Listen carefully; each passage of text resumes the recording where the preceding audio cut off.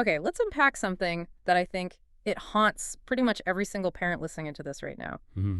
It's that gnawing, heavy feeling in the pit of your stomach that says, I'm not doing enough. Right. Or more specifically, I'm not present enough. You know that Oh, feeling. yeah. The universal struggle. You're on the floor playing blocks, but you're mentally checking your email. Or you're pushing a swing, but, you're doom scrolling on your phone. And the narrative we tell ourselves is that we're failing. We treat presence like this uh, fragile glass object that we've just broken because we looked away for 5 minutes. We've ruined the connection, exactly. We treat it like a test we're flunking every single day. But today, we're going to try to flip that script. I hope so. We are doing a deep dive into an essay titled Presence Mhm. by the philosopher and writer Pedro Mola. And I have to be honest, when I first read the premise, I was a little skeptical. It promises a lot. It does. My first reaction was, okay, is this just another permission slip to be a lazy parent? Yeah. But as I got into it, well, it's a much more complex than that. It's a really powerful piece of writing because Mala isn't offering parenting tips.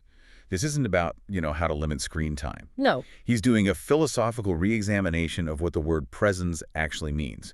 And his argument is pretty radical. He suggests we have completely misunderstood the term. We think of it as a behavior. We think it's a behavior. We perform like a performance. But he argues it's a structural condition that we are already living. Okay, that distinction, a behavior versus a condition, that's where I need to start. Because usually when I think of a present parent, I have this high pressure image in my head. Sustained eye contact. Yes, sustained eye contact, patient listening, sitting there with a perfect smile, totally absorbed, zero distractions. It's basically a stock photo of parenting. And Mullah says that's just wrong. Completely wrong. He argues that's a myth. He says, and this is a quote, "Presence in parenting is not the same as focus. Focus is a behavior. It's narrow. It has to exclude everything else. But presence," Mullah defines it as the fact of being held in relation over time without exit. Without exit, that sounds, well, it sounds a little bit like a prison sentence, doesn't it? It sounds claustrophobic. And in a philosophical sense, it is a form of captivity, but not a malicious one. It's just the reality that another life depends on you. Repeatedly and unpredictably. Exactly. It isn't a mood you get into when you feel like playing. It's a condition of no exit. You cannot resign. You can't just clock out. You cannot clock out. And this is why, he argues, we're so hard on ourselves. We think we're failing at presence because our minds wander or we feel bored or we have to answer an email. But those are just normal human things. Right. And Mala says presence isn't a feeling. It isn't even really a behavior. It's the condition of being required to return again and again no matter what you feel. But does it really count? If I'm physically in the room but I'm thinking about my taxes, am I really present?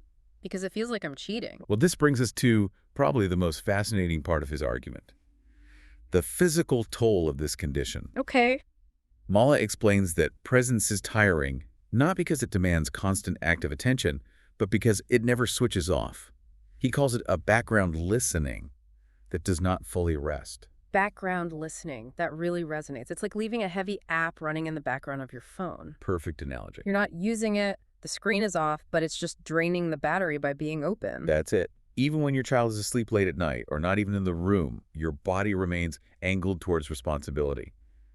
Your nervous system stays partially open. Is it too quiet? Was that a cough? You're always monitoring.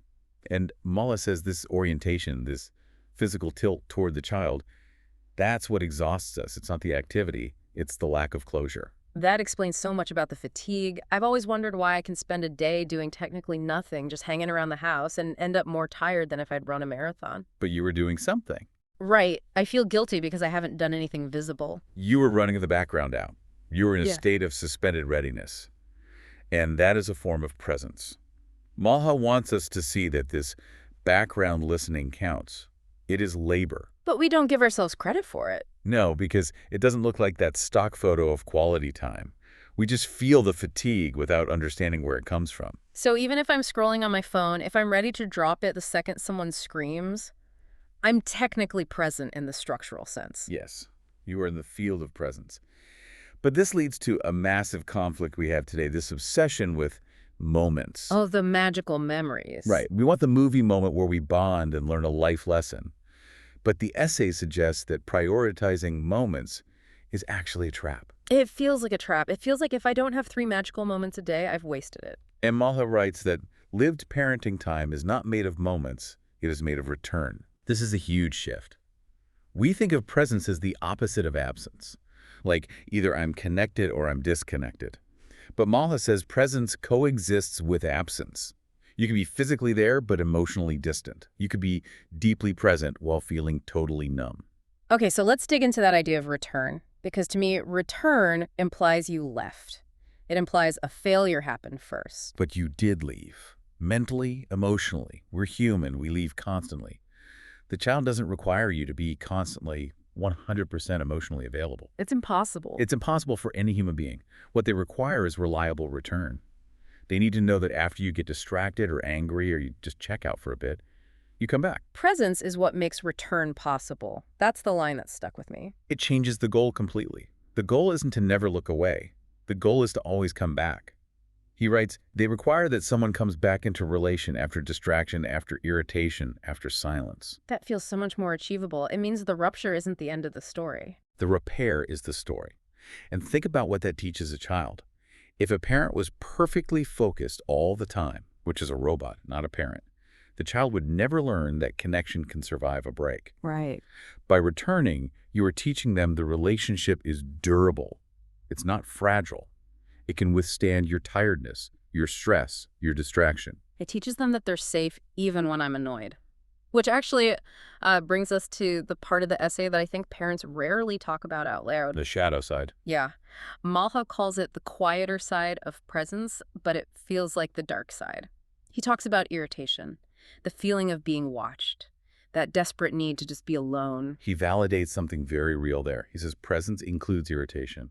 It includes the pressure of being needed when you are completely depleted. But isn't that just a nice way of saying we're losing our patience? I mean, if I'm irritated my kid is talking to me, I usually see that as a personal failure. Like, I'm a bad parent because I don't want to listen to this. Yeah. And that is exactly the shame spiral Malha wants to interrupt. He argues that irritation isn't a sign that you don't love your child. So what is it a sign of? It's a sign that you are a singular human being whose internal processes are being chopped into tiny pieces. It's the interruption factor. It's the cumulative interruption. Think about it. Your thoughts are cut short. Your emotional processes are paused. Even your solitude is provisional because you are always on call. So it reshapes a person. Quietly, yes. It creates a specific fatigue that naturally leads to irritation. But when we don't see this as a structural part of the job, we frame it as personal inadequacy. We think, I should be more patient. Instead of thinking this is incredibly demanding work and my reaction is a normal response to the weight of it. Right. He has a great line. Love does not remove the weight of being required. It often increases it. Recognizing that irritation is part of presence, not the enemy of it, can be so liberating. Okay, I want to zoom out and look at the timeline here. Because one of the most beautiful parts of the essay is how he describes the evolution of presence.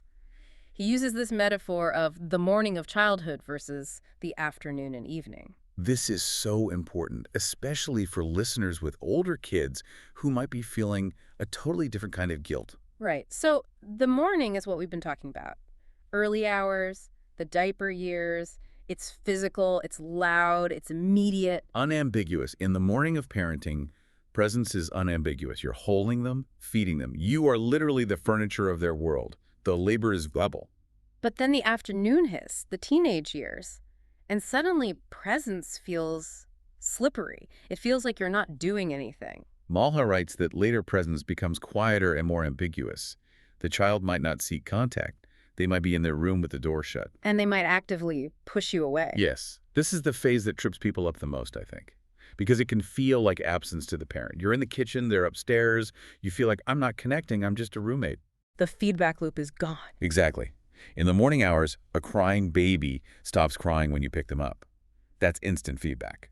With a teenager, you might just be in the house, available, holding the space, while they're silent. Malha calls this watchful without controlling. Proximity without control. That is a really hard transition for a lot of us who are, fixers. It's incredibly hard. The orientation remains. You're still angled toward them. Worry just takes on new shapes. But the demand is less obvious. You have to be present without being intrusive. And so we feel more absent. Ironically, yes. Parents often feel more absent because they aren't doing as much. But the essay argues that the simple fact of being there in the background, is just as heavy and just as vital. It's like being a safety net. A safety net doesn't do anything most of the time. It just hangs there. But it has to stay strung up and tight, just in case. Just in case. That watchful waiting, that is exhausting work, even if it looks like you're just reading a book in the living room. It's atmospheric. That leads to this other metaphor he uses that I found really helpful. Presence as a field. Yes. Mala says presence isn't a flat line. It stretches and it contracts. It pulls tight during an illness or a crisis, and it loosens during ordinary days. I love that visual because we try so hard to be consistent, right? The books all say consistency is key, but life isn't consistent. And Mala says this variability is responsiveness. If you were fully present at crisis-level intensity on a random Tuesday afternoon, that would be smothering. The field should loosen. It gives the child room to breathe. But then when the child gets sick or has a heartbreak, the field pulls tight again. That elasticity is healthy. This brings me to a really specific group of parents that Malha speaks to, and it actually it made me emotional reading it. He addresses parents who are struggling with their own mental health. Maybe they're depressed or grieving or just emotionally shut down, and they feel like absolute frauds because they can't summon that warm, fuzzy feeling. They're there, but they feel hollow. This is one of the most compassionate parts of the essay. He argues that feeling is not the measure. Presence continues even when emotion is dulled or inaccessible. Feeling is not the measure. That goes against everything social media tells us. Everything. We think that if we don't feel loving and connected, we're not being present. But Mala says that children experience reliability before they experience attunement. Reliability before attunement. If you are there, if you are getting them fed, if you are keeping them safe, if you are the returning figure, you are present, even if your internal world feels gray or empty. So you don't have to fake the joy. You don't have to put on the mask. You don't have to fake the joy to provide the continuity. Mullen notes that confusing emotional absence with actual non-presence leads to so much unnecessary shame. Of course, emotional absence has an impact. We're not saying it doesn't matter. Right, it's not a free pass. But it is not the same as abandoning the child. The structure of presence, that no exit, is still holding them. You are still the container, even if the container feels a bit fragile. That distinction between attunement and reliability is huge. We put so much pressure on attunement being totally in sync, but reliability is the foundation. You can't be attuned if you aren't reliable first. And reliability is built through that mundane, repetitive act of staying. He writes, presence is not omnipotence. It is proximity without control. I feel like I need to tattoo that on my arm. It feels like the antidote to helicopter parenting. It's the ultimate lesson of the essay. Over time, children learn not from our perfect presence, which is a fiction, but from our durable presence. They learn from the fact that we stayed. Yes. We stayed in relation even when we were wrong, even when we were tired, even when we were unsure. It's the durability that counts. So let's try to land this plane. What does this actually mean for us, practically? When this is over and we go back to our families, what changes? Well, I think the verdict here is really about a shift in orientation. We need to stop trying to fix our presence by trying harder. Instead, it's about a naming of what we are already carrying. We need to give ourselves credit for the weight of the invisible work. Yes. When you recognize that the exhaustion you feel is the cost of no exit, guilt softens into accuracy. You aren't failing.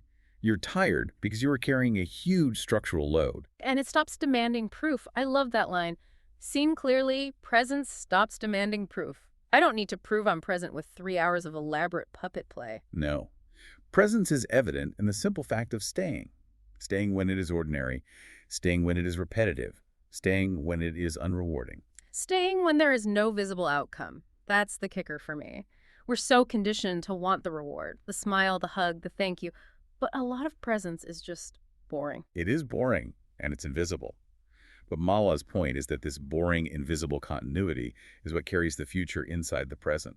It shapes their internal sense of safety. It's incredible to think that the most powerful thing we do isn't the big vacation or the big heart-to-heart. It's just being there on a Tuesday morning when everyone is grumpy and nothing is happening.